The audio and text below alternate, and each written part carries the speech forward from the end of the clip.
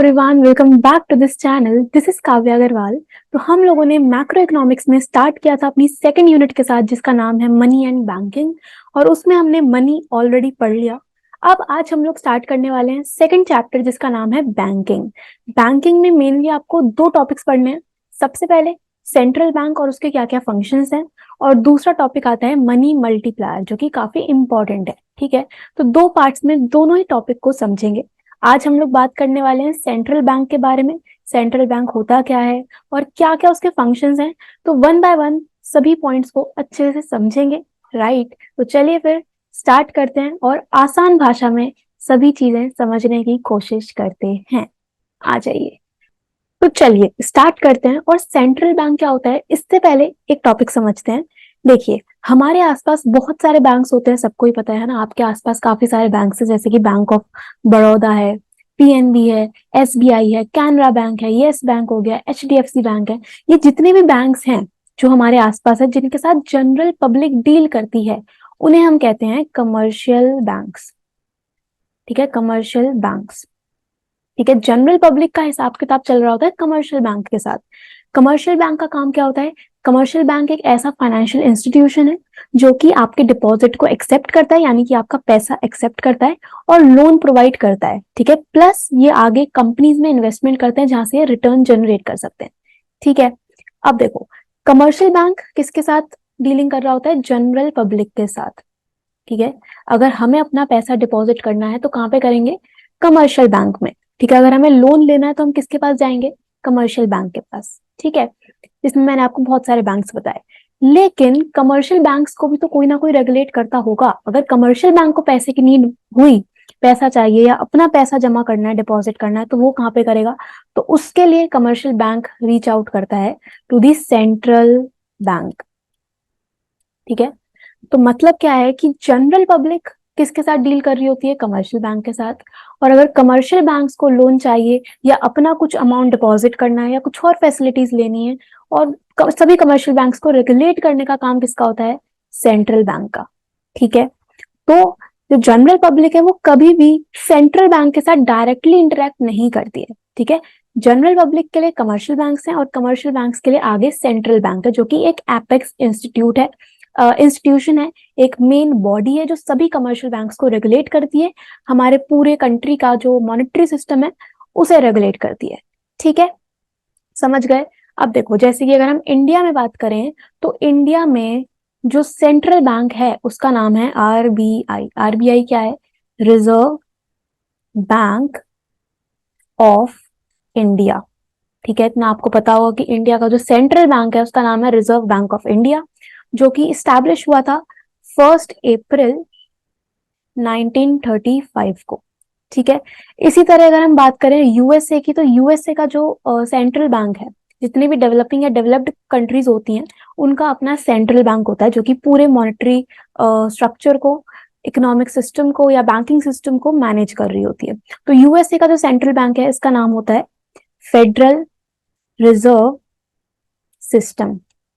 ठीक है, और इसी तरह यूके का सेंट्रल बैंक है बैंक ऑफ इंग्लैंड। ठीक है, तो ये अपने अपनी कंट्रीज के अपने अपने सेंट्रल बैंक हैं। राइट, अब समझो, आगे चलते हैं कि सेंट्रल बैंक की डेफिनेशन क्या है। सेंट्रल बैंक में क्या लिखा हुआ है समझते हैं। देखिए, central bank is an apex body.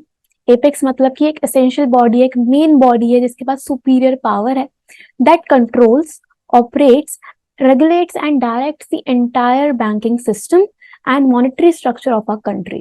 Central bank क्या है? एक एपेक्स बॉडी है जो कि पूरे ही बैंकिंग सिस्टम को कंट्रोल करती है, ऑपरेट करती है, डायरेक्ट करती है कि किस तरह से काम करना है, रेगुलेट करके चलती है हमारी कंट्री का मॉनेटरी स्ट्रक्चर।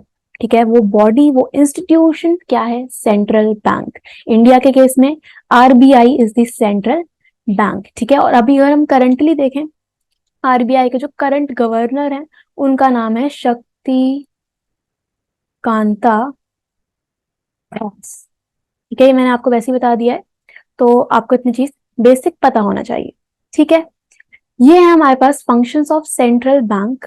5 फंक्शंस हैं, हमें एक एक करके समझने हैं। सबसे पहले करेंसी अथॉरिटी, करेंसी अथॉरिटी का मतलब होता है कि हमारी कंट्री में जितनी भी करेंसी है उसे इश्यू करने की अथॉरिटी सेंट्रल बैंक के पास है, ठीक है। इसके बाद बैंकर टू द गवर्नमेंट, यानी कि किस तरह से सेंट्रल बैंक गवर्नमेंट के लिए बैंकर का रोल प्ले करता है, वो हम डिस्कस करेंगे। इसके बाद banker's bank and supervisor, okay. Then controller of money supply and credit, very important point, इसको ध्यान से देखेंगे हम लोग कि किस तरह से हमारी इकोनॉमी में जो मनी सप्लाई है, जो पैसा है, उसका कंट्रोलर सेंट्रल बैंक है, किस तरह से, वो हम डिस्कस करेंगे। और लास्ट आता है custodian of foreign exchange reserves, जितने भी फॉरेन एक्सचेंज रिजर्व्स हैं, फॉरेन करेंसी है हमारी कंट्री में, उसको अपनी कस्टडी में रखने का काम किसका है, सेंट्रल बैंक का, ठीक है। चलो अब इन्हें वन बाय वन समझते हैं। और आज मेरे पास नोट्स नहीं है, पहले से कुछ भी मैंने बनाया हुआ नहीं है, तो साथ साथ हम लिखेंगे, ठीक है। चलिए, सबसे पहला आता है करेंसी अथॉरिटी। करेंसी अथॉरिटी यानी कि एक कंट्री में जितनी भी करेंसी है उसे इशू करने की पावर सेंट्रल बैंक के पास होती है, ठीक है। तो central bank has the sole authority to issue currency, ठीक है। अगर इंडिया की बात करें तो इंडिया में आरबीआई के पास ये पावर है कि वही जो है सारी करेंसी इशू करता है। पैसा कौन प्रिंट करेगा, आरबीआई प्रिंट करेगा, ठीक है। लेकिन यहाँ पे एक एक्सेप्शन है कि जितने भी 1 रुपी नोट्स हैं और कॉइन्स हैं, ये इशू करती है मिनिस्ट्री ऑफ फाइनेंस, ठीक है। वेरी इंपॉर्टेंट पॉइंट कि जितने भी 1 रुपी नोट्स और कॉइन्स हैं उन सबको इश्यू करने की पावर मिनिस्ट्री ऑफ फाइनेंस के पास है, ठीक है। और बाकी जितनी भी रिमेनिंग करेंसी है वो कौन इश्यू करता है, सेंट्रल बैंक, ठीक है। ओके, जितने भी आप नोट्स देखोगे उस पे आरबीआई गवर्नर के सिग्नेचर होते हैं, बट जितने भी हमारे 1 रुपी नोट्स हैं उस पे आपको सिग्नेचर देखने के लिए मिलते हैं ऑफ फाइनेंस सेक्रेटरी, राइट। तो this is the part. Currency authority का मतलब मैंने आपको बताया कि इंडिया में किसी भी कंट्री में एक सेंट्रल बैंक है जो कि करेंसी इशू करता है, ठीक है, जिससे यूनिफॉर्मिटी मेंटेन रहती है कि एक ही बॉडी है जो पैसा प्रिंट कर रही है, जो पैसा इशू कर रही है, तो वहां पे यूनिफॉर्मिटी रहती है, किसी भी तरह की चेंजेस नहीं देखने के लिए मिलते, ठीक है। पब्लिक के दिमाग में एक फेथ बना रहता है, कॉन्फिडेंस रहता है, राइट, ये है। ओके, इसके बाद दूसरा आता है banker to the government. Banker to the government का मतलब क्या है कि हो सकता है कि हमारी जो सेंट्रल गवर्नमेंट है जो, या फिर हमारी जो स्टेट गवर्नमेंट है, उसको कभी पैसे की नीड हो, है ना, ऐसा हो सकता है कि पैसा चाहिए, तो उस केस में गवर्नमेंट रीच आउट करती है to the central bank, okay. Government में बेसिकली जो सेंट्रल बैंक है वो 3 फंक्शंस परफॉर्म करता है गवर्नमेंट के लिए। सबसे पहले एक तो एज अ बैंकर, दूसरा एज एन एजेंट, और तीसरा एज अ फाइनेंशियल एडवाइजर, ठीक है। देखिए इसमें क्या होता है कि अगर गवर्नमेंट को कुछ भी पैसा चाहिए तो वो किसके पास रीच आउट कर सकता है, टू द सेंट्रल बैंक, ठीक है। तो वहां पे क्या है, अगर एज अ बैंकर हम देखें तो सेंट्रल बैंक गवर्नमेंट का जितना भी पैसा है उसको बैलेंस करके चलता है, उसको मेंटेन करके चलता है। गवर्नमेंट के पास जितना ही पैसा आ रहा है और जितनी भी पेमेंट्स हो रही हैं उन सबका हिसाब किताब सेंट्रल बैंक रखता है, ठीक है। अगर गवर्नमेंट को कुछ भी लोन चाहिए या कुछ भी पैसे की नीड है तो वहां पे सेंट्रल बैंक हेल्प करता है गवर्नमेंट को, ठीक है। फर्स्ट पॉइंट तो यही है। दूसरा होता है एज एन एजेंट। एजेंट का मतलब कि अगर गवर्नमेंट ने पब्लिक से कुछ भी लोन ले रखा है, पब्लिक डेट जितना भी है, ठीक है, पब्लिक का कर्जा, उसको मैनेज करने का काम किसका होता है, सेंट्रल बैंक का होता है, ठीक है। तो एज एन एजेंट हमने समझा। और तीसरा है फाइनेंशियल एडवाइजर। फाइनेंशियल एडवाइजर मतलब कि सेंट्रल बैंक जो हमारी गवर्नमेंट है उसको टाइम टू टाइम हेल्प करता है, गाइड करता है regarding the monetary structure of our country, economic structure of our country, ठीक है। तो अगर हम बैंकर टू द गवर्नमेंट में देखें, 3 पॉइंट्स हैं। सबसे पहले एज अ बैंकर वो क्या कर रहा होता है, दूसरा एज एन एजेंट क्या काम होता है, और तीसरा एज अ फाइनेंशियल एडवाइजर क्या रोल प्ले करता है सेंट्रल बैंक, ठीक है। चलिए इसके बाद थर्ड पे चलते हैं। थर्ड पॉइंट है bankers bank and supervisor. Bankers bank and supervisor में क्या क्या चीजें हैं, देखिए बैंकर्स बैंक का मतलब कि जितने भी कमर्शियल बैंक्स हैं उनका जो बैंक होगा, जो उनका एक बड़ा बैंक होगा, वो हमारा सेंट्रल बैंक है। मैंने आपको भी बताया पहले कि पब्लिक डील करती है कमर्शियल बैंक के साथ और कमर्शियल बैंक को मैनेज करता है सेंट्रल बैंक। तो जितने भी बैंक्स हैं हमारी कंट्री में, उन सबका बैंकर कौन है? सेंट्रल बैंक है। ठीक है, तो यहाँ पे भी कुछ फंक्शंस हैं जो वो परफॉर्म करता है। हमारा सेंट्रल बैंक क्या क्या फंक्शंस परफॉर्म करता है? सबसे पहले custodian of cash reserves. Custodian of cash reserves का मतलब क्या है कि जितने भी कमर्शियल बैंक हैं उनको जितना भी उनके पास डिपॉजिट आ रहा है, जैसे कि आपने किसी बैंक में, आपके आसपास, घर के आसपास कोई बैंक है, जैसे कि HDFC बैंक है, आपने HDFC बैंक में 100 रुपए डिपॉजिट कराए। ठीक है, 100 रुपए डिपॉजिट करा दिए, तो जो वो बैंक है वो सारा का सारा पैसा लोन के फॉर्म में नहीं देता। कुछ अमाउंट सेव करके चलना होता है, कुछ रिजर्व्स बना के चलने होते हैं कि मान लो इसमें से 80 का तो लोन दे दिया और जो रिमेनिंग 20 बचे इसको वो रिजर्व करता है। ठीक है, और ये रिजर्व मेंटेन करने होते हैं सेंट्रल बैंक के पास। ठीक है, तो कमर्शियल बैंक के जितने भी कैश रिजर्व्स हैं उनको अपनी कस्टडी में सेंट्रल बैंक रखता है। ठीक है, जितने भी रिजर्व्स हैं उनको अपने पास कौन मेंटेन करता है? सेंट्रल बैंक अपने पास मेंटेन करता है। ठीक है, तो सबसे पहला पॉइंट यही है, कस्टोडियन ऑफ कैश रिजर्व, कि कमर्शियल बैंक के जितने भी रिजर्व्स हैं उनको अपनी कस्टडी में रखने का काम किसका है? सेंट्रल बैंक का है। ठीक है, इसके बाद दूसरा आता है lender of the last resort. इसका मतलब ये है कि अगर कमर्शियल बैंक को कभी भी पैसे की नीड है और किसी और सोर्स से पैसा अरेंज हो ही नहीं पा रहा, कोई फाइनेंशियल इमरजेंसी आ चुकी है, तो उस केस में कमर्शियल बैंक रीच आउट कर सकते हैं टू दी सेंट्रल बैंक। ठीक है, अगर कोई प्रॉब्लम है, फाइनेंशियल इमरजेंसी है, तो सेंट्रल बैंक हेल्प करता है हमारे कमर्शियल बैंक को पैसा प्रोवाइड करने में। ठीक है, तो अगर लास्ट ऑप्शन देखें तो सेंट्रल बैंक ही है जो कि हमारे सभी कमर्शियल बैंक को हेल्प करता है फंड्स प्रोवाइड करने में। ठीक है, तो दैट इज वाई हम इसको क्या कह रहे हैं? Lender of the last resort. Okay, ठीक है, उसके बाद तीसरा पॉइंट आता है क्लियरिंग हाउस। क्लियरिंग हाउस मतलब कि सेंट्रल बैंक एक्ट करता है एज अ क्लियरिंग हाउस, यानी कि जिस तरह से पब्लिक का अकाउंट्स कमर्शियल बैंक्स के पास होता है, ठीक है, आपके बैंक्स में अकाउंट्स होते हैं, इसी तरह सभी कमर्शियल बैंक्स के अकाउंट्स सेंट्रल बैंक के पास भी होते हैं। ठीक है, तो मान लीजिए दो बैंक हैं, एक है HDFC, ठीक है, और एक है येस बैंक। ये दो बैंक्स हैं, इन दोनों के ही अकाउंट सेंट्रल बैंक के पास होंगे। तो इन दोनों बैंक्स के बीच में जितना भी हिसाब किताब है, कुछ भी रिसिप्ट्स हैं या कुछ भी पेमेंट्स हैं, तो वो सेंट्रल बैंक अपने ही बिहाफ पे क्लियर कर देता है। ठीक है, अगर कुछ भी पैसा HDFC से येस बैंक में भेजना है या येस बैंक से HDFC में भेजना है, तो वो सारा काम जो हिसाब किताब है वो सेंट्रल बैंक कर लेता है। ओके, कुछ भी अगर सेटलमेंट करनी है, कोई भी डिस्प्यूट्स हैं, उनको क्लियर करने का काम किसका है? सेंट्रल बैंक का है। ठीक है, तो central bank also act as a clearing house for all the commercial banks. ठीक है, तो तीसरा पॉइंट हम लोगों ने क्या समझा? बैंकर्स बैंक एंड सुपरवाइजर में बैंकर्स बैंक की अगर बात करें तो सबसे पहले कैश रिजर्व को अपनी कस्टडी में रखता है सेंट्रल बैंक। दूसरा lender of the last resort, यानी कि अगर कोई भी फाइनेंशियल इमरजेंसी है तो उस केस में सेंट्रल बैंक गवर्नमेंट को सेंट्रल बैंक कमर्शियल बैंक को पैसा दे सकता है। ठीक है, और तीसरा क्लियरिंग हाउस, कि जितने भी कमर्शियल बैंक्स हैं उनके अकाउंट्स को सेटल करना, उनके डिस्प्यूट को सेटल करने का काम किसका होता है? सेंट्रल बैंक का होता है।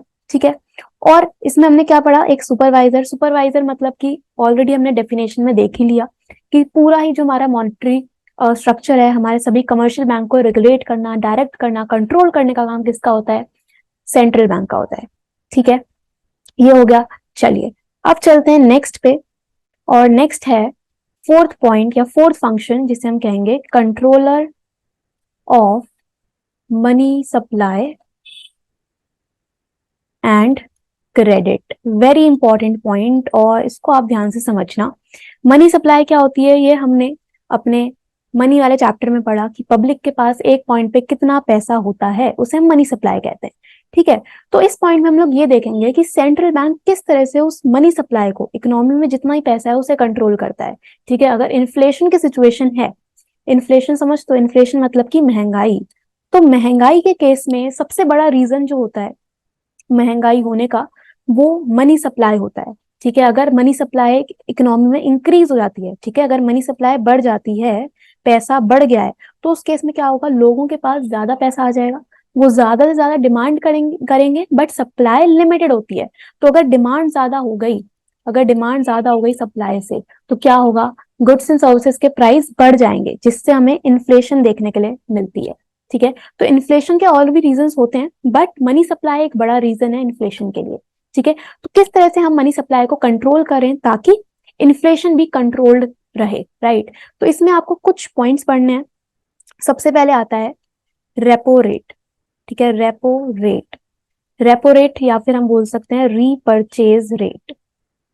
रेपो रेट या रीपर्चेज रेट का मतलब क्या है कि अगर सेंट्रल बैंक, इसमें क्या होता है, कमर्शियल बैंक को अगर कुछ भी पैसा चाहिए, ठीक है, आगे लोन्स देने के लिए, तो वो रीच आउट करेगा सेंट्रल बैंक को।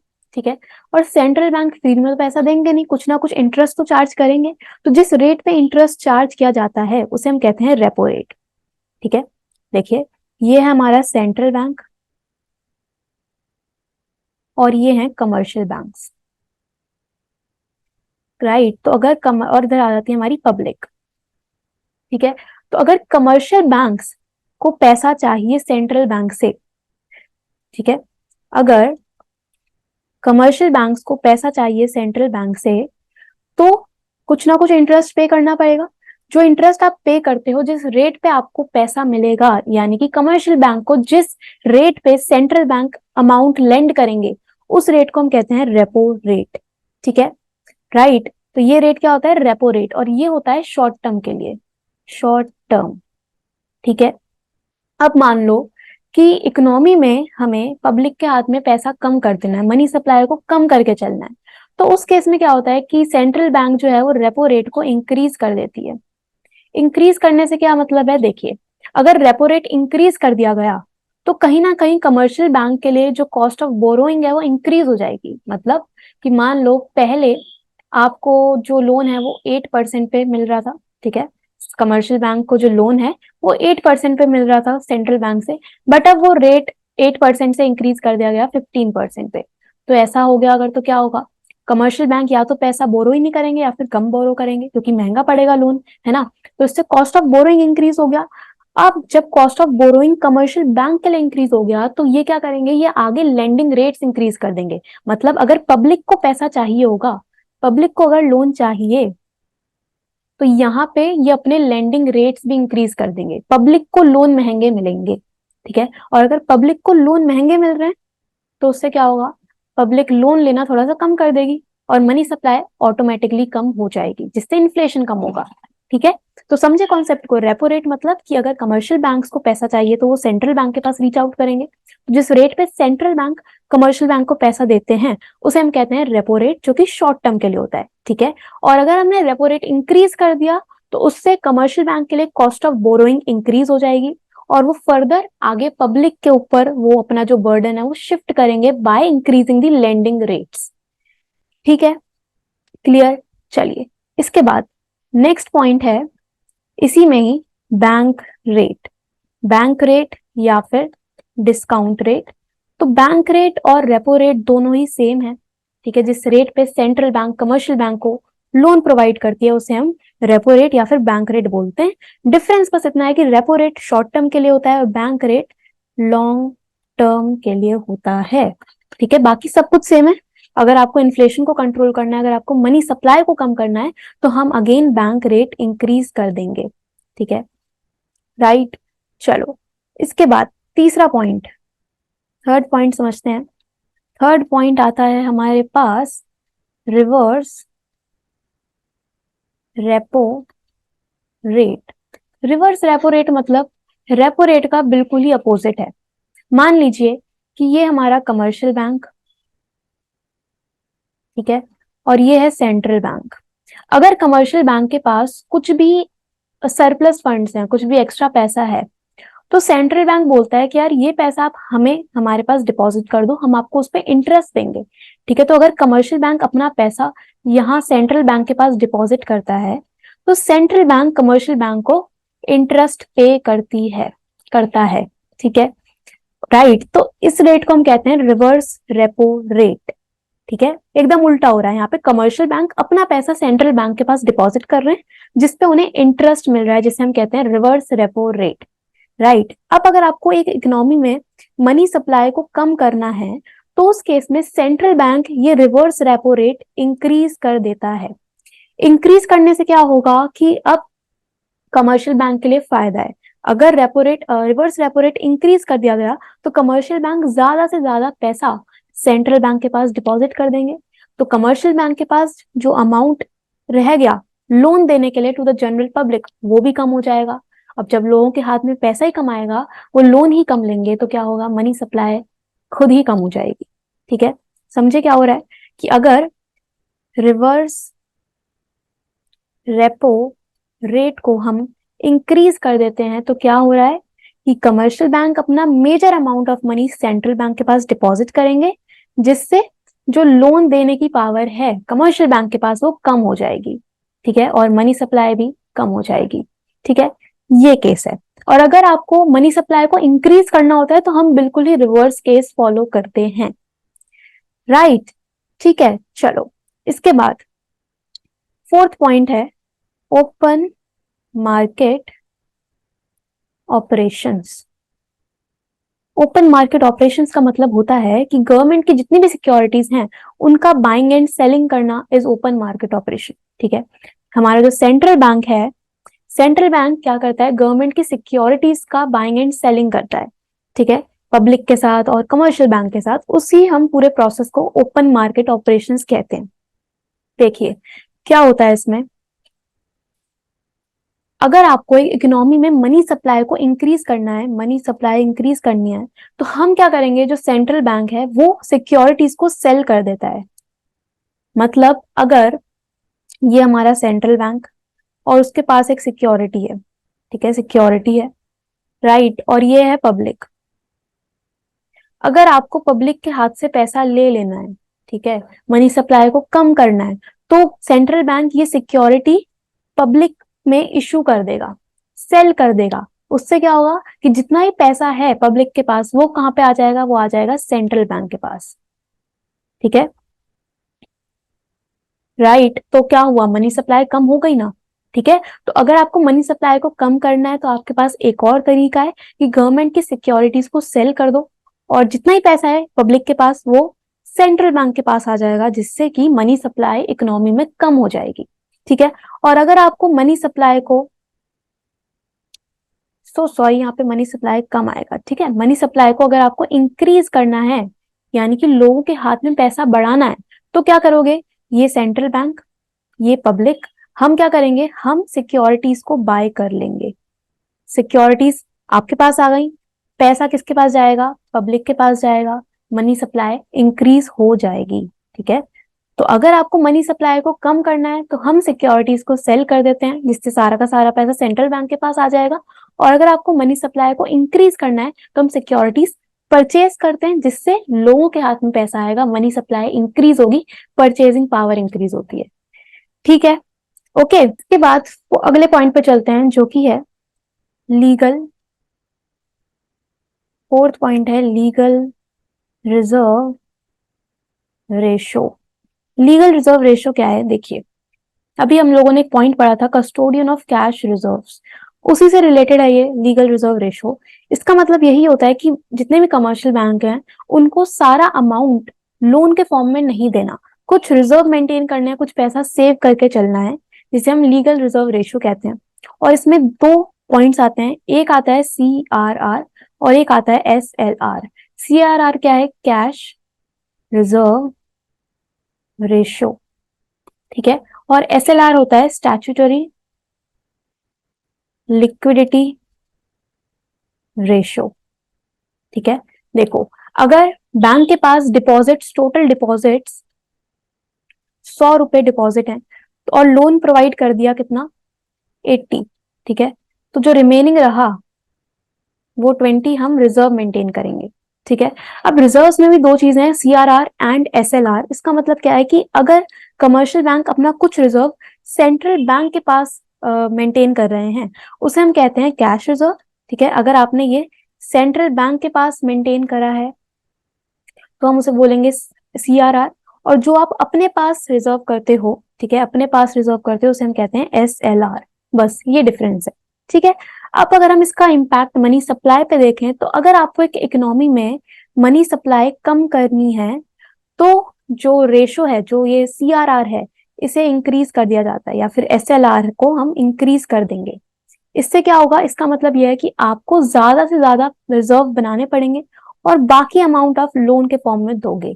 ठीक है, मान लो ये डिपॉजिट हमारे 100 रुपए हैं, ठीक है, और पहले जो हमारा CRR था वो था 20%। ठीक है, 20% CRR, तो यानी कि आपको 20 रुपीज रिजर्व करने हैं और बाकी 80 का लोन दे देना है।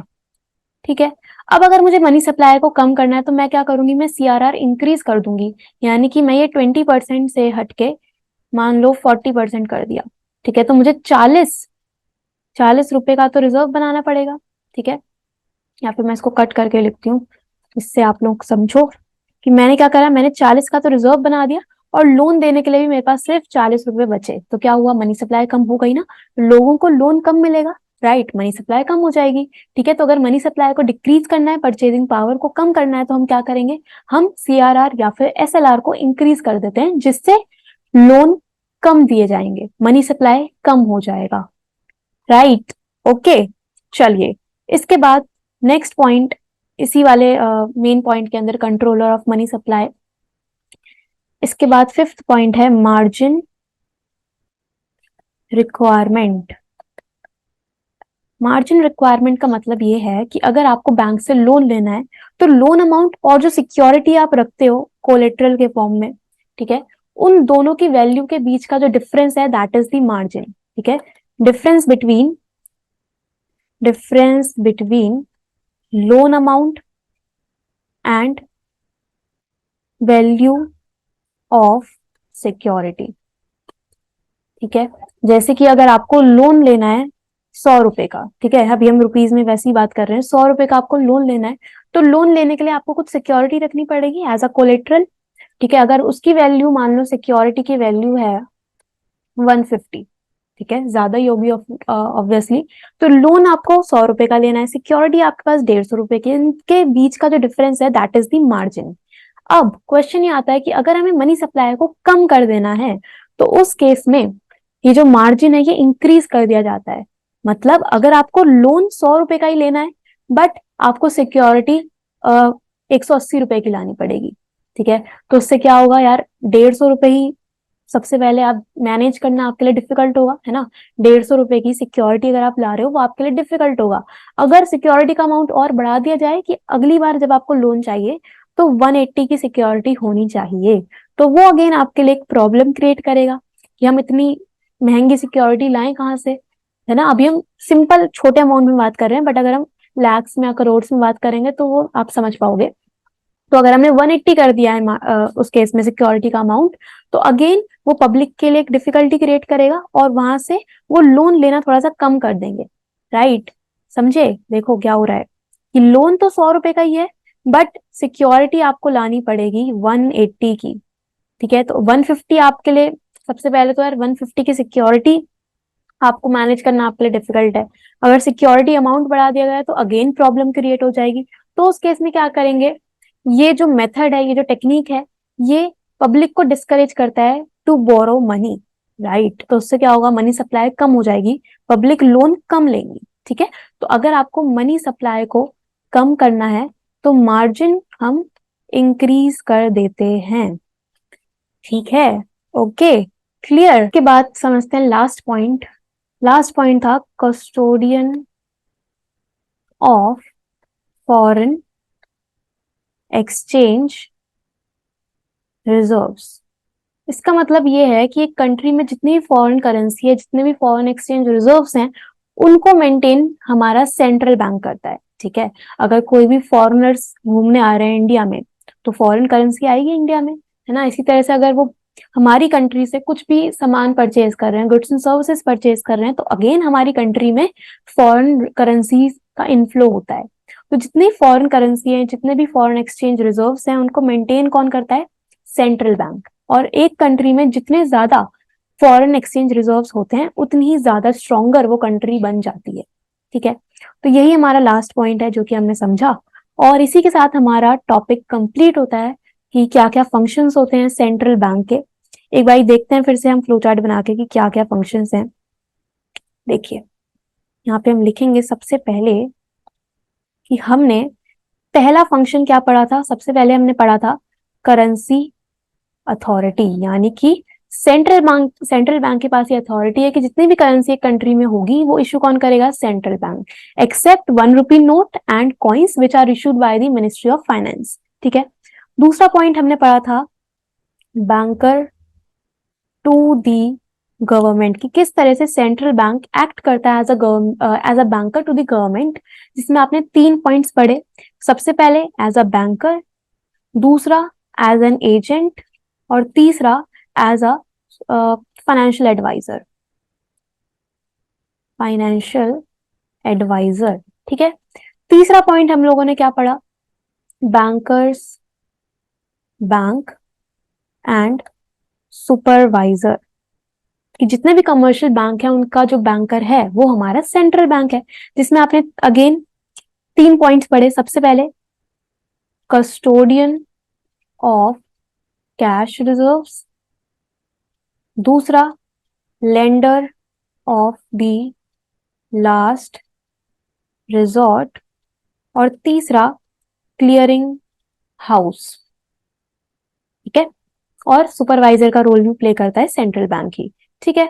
इसके बाद हम लोगों ने 4th पॉइंट पढ़ा था controller of money supply and credit, जिसमें हमने काफी सारी चीजें पढ़ी। सबसे पहले हमने देखा था रेपो रेट क्या है। ठीक है। उसके बाद हमने बात करी थी बैंक रेट की। इसके बाद हमने देखा था रिवर्स रेपो रेट क्या होता है, रिवर्स रेपो रेट RRR। ठीक है, राइट। और हमने क्या क्या देखा इसमें? हमने बात करी थी ओपन मार्केट ऑपरेशंस की, हमने लीगल रिजर्व रेशो देखा जिसमें आपने CRR और SLR समझा, और उसके साथ साथ हमने देखा मार्जिन रिक्वायरमेंट। ठीक है, यही पॉइंट्स थे बस। ठीक है जी, ये हो गया। और उसके बाद आपने 5th पॉइंट क्या पढ़ा? अपना 5th पॉइंट था, यही लिख देती हूँ मैं। 5th पॉइंट है custodian of foreign exchange reserves. ठीक है। तो ये सारे फंक्शंस हैं जो कि सेंट्रल बैंक परफॉर्म करता है, और मैंने आपको एक एक पॉइंट अच्छे से समझाने की कोशिश करी। तो आप एक बार इनको बुक से रीड जरूर करना। आज मेरे पास नोट्स नहीं थे बिकॉज मैंने बहुत ही जल्दबाजी में वीडियो रिकॉर्ड करी है, तो कोई बात नहीं, मैंने आपको पॉइंट्स अच्छे से एक्सप्लेन करे।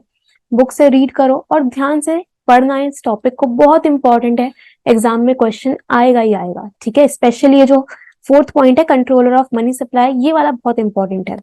ठीक है, तो अच्छे से पढ़ लो, रीड कर लो। किसी पॉइंट में अगर आपको कुछ भी प्रॉब्लम आती है तो कमेंट आप कर देना, मैं सॉल्व कर दूंगी। ठीक है, चलिए, ये हो गया। अब हम नेक्स्ट वीडियो में इसी वाले चैप्टर को कंप्लीट करेंगे। एक टॉपिक है money multiplier, again very important, तो उस पर एक वीडियो आएगी और आपकी ये यूनिट कंप्लीट है। ठीक है, चलिए फिर मिलते हैं नेक्स्ट वीडियो में। Thank you so much.